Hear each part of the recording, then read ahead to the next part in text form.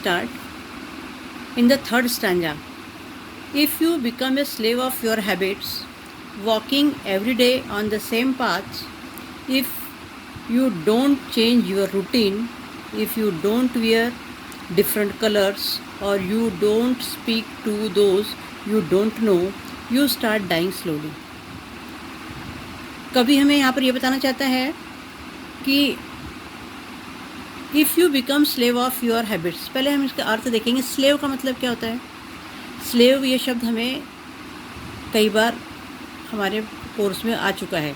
Slave यानी गुलाम, और habits में आप सभी जानते हैं आदत। हमें किसी भी अपनी आदत, बुरी आदतों के गुलाम नहीं होना है ना। जैसे हमें हर चीज़ को एक्सेप्ट करने की आदत होना चाहिए। ऐसा नहीं कि बस मुझे जो चीज़ चाहिए बस वही चाहिए। जैसे हम घर में गए, मम्मी से बोला मम्मी आज खाने में क्या बना है, अगर हमारी मनपसंद सब्जी है तो हम खुश होते हैं, नहीं तो हम चिढ़ जाते हैं। जैसे मम्मी ने बताया कि बेटा आज गोभी बनाए, आलू गोभी, तो बच्चे खुश, उनको पसंद आती है। पनीर बनाए, बच्चे खुश। मैगी बनाई, बच्चे खुश। लेकिन अगर बच्चों ने, मम्मी ने बोल दिया कि बेटा आज करेला बनाया है, तो बच्चे एकदम करेले के जैसे उनके मुंह में कड़वाहट आ जाती है। तो हमें हर चीज़ को एक्सेप्ट करना चाहिए। हर चीज़ के गुण को देखते हुए हमें हर चीज़ को एक्सेप्ट करना चाहिए। किसी भी अपनी आदत की, गंदी आदतों के गुलाम नहीं होना चाहिए। Walking every day on the same path, जैसे कि हम अगर किसी एक ही मार्ग से रोज़ आना जाना करेंगे तो हम बोर हो जाएंगे। किसी एक ही रूटीन को अगर हम अपने जीवनचर्या, दैनिक जीवन में लाएंगे तो हम बोर हो जाएंगे। जैसे कि आप बताते हो ना बच्चों, if you don't change your routine, अगर हम अपनी रूटीन को चेंज नहीं करेंगे तो हम एकदम बोर हो जाएंगे। जैसे भी हम कोरोना में घर में बच्चे, बहुत से बच्चे बोर हो गए। उनका बस एक ही आते जाते प्रश्न आता था, मम्मी मैं बोर हो गया, पापा मैं बोर हो गया, है ना। अब जब आप स्कूल आओगे तो आपको अच्छा लगेगा, अपने फ्रेंड से मिलोगे, आपको चेंजेस आएंगे, आपको पढ़ाई पर ध्यान देना पड़ेगा, आपकी न्यू बुक्स रहेगी, आपको नए नए टॉपिक्स रहेंगे पढ़ने के लिए, तो आपको अच्छा लगेगा। If you don't wear different colours, और जैसे आप हमेशा बोलते हो ना कि मैडम हमको एक ही यूनिफॉर्म पहन के आना पड़ता है, बर्थडे वाले दिन हम अलग से कपड़े नहीं पहन के आ सकते क्या? कलरफुल ड्रेस पहनने की इच्छा होती है, आपको स्टाइलिश ड्रेस पहनने की इच्छा होती है। तो वैसे इसमें कवि ने हमें बताया, पोएट ने हमें बताया है कि हमें हमेशा अलग अलग प्रकार के, जैसे हमको कपड़े पहनना पसंद आता है, हमको पहनने भी चाहिए। एक ही जैसा एक ही रूटीन बना के हमको अच्छा नहीं लगता। अब देखो पूरे दिन आप लोग, हमेशा पूरे साल भर आप लोग आते हो स्कूल यूनिफॉर्म में, जब एक दिन आपको फेयरवेल के दिन आपको सिविल ड्रेस पहनने मिलता था, आप लोग कितने खुश होते, एकदम सब बिल्कुल हवा में उड़ते रहते, इतना अच्छा लगता है, एकदम खुश रहते सब। और you don't speak to those you don't know, you start dying slowly. और हमें, जैसे हमें सबसे मिलजुल कर रहना चाहिए। यहाँ पर पोएट ने हमें बताया है कि हमें जिनको हम जानते हैं उनसे, और अनजान लोग भी अगर हमें मिले तो भी उनसे हमें अच्छी बातें करनी चाहिए। अगर हम सिर्फ दो ही दोस्त रहेंगे, दो ही फ्रेंड रहेंगे, तो हम कितनी बातें करेंगे? सेम बातें रहेंगी, है ना। सेम टॉपिक रहेंगे, सेम बातें रहेंगे। आखिर दो इंसान कितनी बातें कर सकेंगे? अगर हम नए नए लोगों से मिलते रहेंगे, नए नए लोग हमसे जुड़ते रहेंगे, तो हमें नए नए विचार पता चलेंगे, उनके रहन सहन का तरीका, उनके सोचने का तरीका, उनको क्या क्या नई चीज़ें आती है, ये सारी बातों को हम भी सीख पाएंगे। तो यहाँ पर पोएट ने बताया है, you don't speak to those you don't know, you start dying slowly. अगर हम सिर्फ एक ही जन से बातें करते रहेंगे तो हम बोर हो जाएंगे। इसलिए हमें अलग अलग लोगों से, अलग अलग विविध प्रकार के लोगों से हमें मिलते जुलते रहना चाहिए, उनसे बातचीत करते रहना चाहिए, उनके विचार एक दूसरे से शेयर करने चाहिए। अब ये फोर्थ स्टैंजा में पोएट ने हमें बताया है, if you avoid to feel passion, if you avoid to feel passion, feel means महसूस करना, और पैशन मीन्स हमारा शौक़, हमें क्या पसंद है। और अवॉइड का मतलब होता है किसी चीज़ को त्याग करना। हम कई बार ऐसा होता है कि हमको जो चीज़ पसंद रहती है उसको हम अवॉइड करके जो रूटीन में है, जो काम में आने वाली बात, वही करते रहते हैं। कोई बच्चों को गाने का बहुत शौक़ रहता है, लेकिन उनके पास इतना कोर्स का है पोर्शन कि उनको अपना कोर्स ही कंप्लीट करना है, घर में बहुत सारे काम हैं।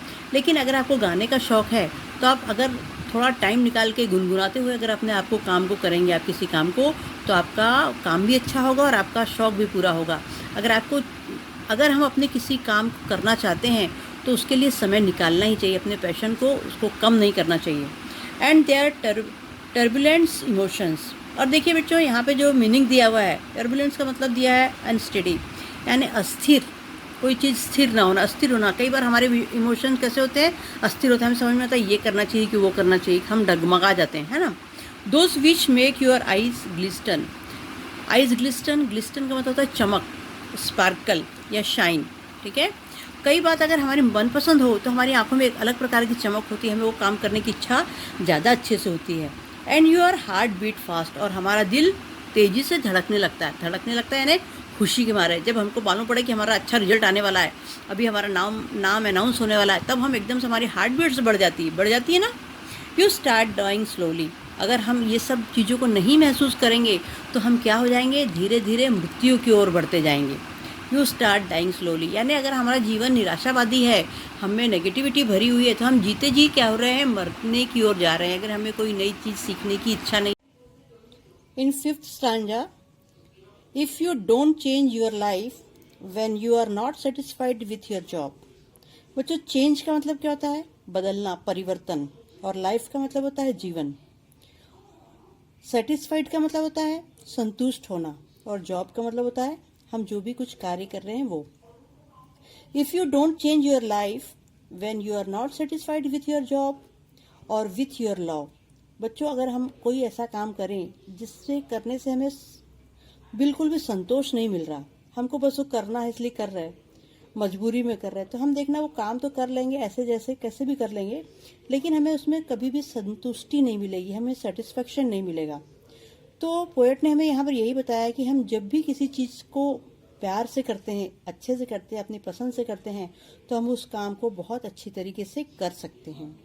If you don't risk what is safe for the uncertain, if you don't go after a dream, if you don't allow your self at least once in your lifetime to run away from sensible advice। इन लाइनों में poet ने हमें ये बताया है कि जब हर काम में तो रिस्क होता ही है, कोई भी काम एकदम सेफ नहीं है। अगर हमें कुछ अलग से करना है, परिवर्तन करके कोई काम को करना है, तो उसमें हमें थोड़ा रिस्क लेने की एबिलिटी हमें होना चाहिए। और हर काम अनसर्टन भी है, अनसर्टन यानी अनिश्चित। कोई भी जब काम हम करेंगे वो अनसर्टन है, हमें उसमें सफलता मिलेगी या नहीं मिलेगी, ये बात वो काम होने के बाद ही हमें पता चलता है। तो हमें पोएट ये बता रहा है कि हमें थोड़ा रिस्क भी लेना है। If you don't go after a dream, अगर हम अपने स्वप्न पूरे करना है तो उसके लिए थोड़ा सा हमें क्या करना है, थोड़ा सा रिस्क लेना है।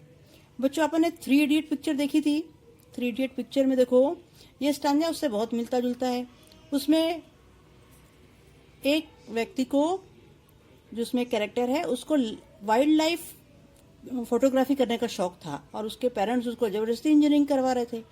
जबरदस्ती इंजीनियरिंग करवाने से वो बच्चा सफल हो रहा था क्या, बार बार फेल हो रहा था, बार बार उसे कोई सेटिस्फेक्शन नहीं हो रहा था अपने काम से।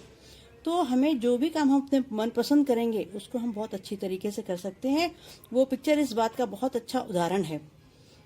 If you don't allow yourself at least once in your lifetime, हमें कम से कम जीवन में एक बार हमको जो काम अच्छा लगता है उसको करने का जरूर प्रयास करना चाहिए। नहीं तो हमें अंत में जीवन के यही लगेगा कि मैं तो ये करना चाहता था, मुझे जबरदस्ती घर वालों ने ये करवा दिया, और मैं पूरा जीवन एक ही बार मिलता है बेटा। तो हमें उसको अपने हिसाब से चलना चाहिए, अपने जो ड्रीम है, हमारे जो ख्वाब है, उसको पूरा करने का प्रयास करना चाहिए। If you don't allow yourself, हमें अपने आप को एक मौका देना चाहिए। At least once in your lifetime to run away from sensible advice. ये पोएट एक बहुत अच्छी एडवाइस बता रहा है कि हमें जीवन में कम से कम एक बार अपने काम को, अपने पसंद के काम को करने का जरूर प्रयास करना चाहिए। बेटा, ये आपकी पोएम हो गई यहाँ पर। अब इसके बाद जब अपन दूसरा वीडियो बनाएंगे तो उसमें मैं आपको इसकी एक्सरसाइज बताऊंगी, और इस पोएम में राइमिंग स्कीम है या नहीं, राइमिंग वर्ड्स है या नहीं, और इसमें फिगर ऑफ स्पीच क्या है, वो मैं आपको अच्छे से समझाऊंगी। आपके लिए एक ये होमवर्क है। हमने 9th क्लास में देखा था कि राइमिंग स्कीम कैसे निकालते हैं, आपको पता है। और ये पोएम में राइमिंग वर्ड है क्या, देख के मुझे बताइए, और राइमिंग स्कीम है क्या, ये दोनों चीज आप ध्यान से पढ़ेंगे और उसको अंडरलाइन करके नेक्स्ट वीडियो में मुझे बताएंगे। और उसमें कमेंट्स करके भी आप मुझे बता सकते हैं कि इसमें राइमिंग स्कीम है या नहीं है। धन्यवाद।